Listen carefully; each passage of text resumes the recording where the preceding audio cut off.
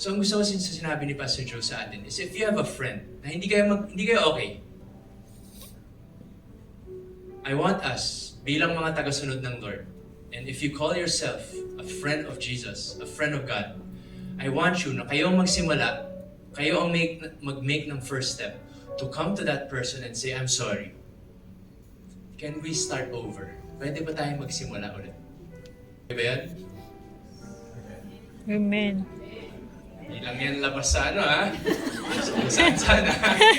Saan ba? Sa puwet? Sa ilong? And you know, I want us dito sa Bartley Field.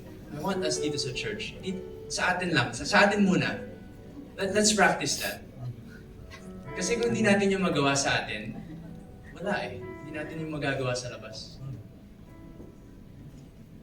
So with that, let's close in prayer and then I'll give the benediction. Panginoon, salamat sa pag-ibig niyo sa amin. Thank you that hindi niyo ang tawag niyo sa amin hindi na alila. Tawag niyo sa amin friends. And sobrang hindi namin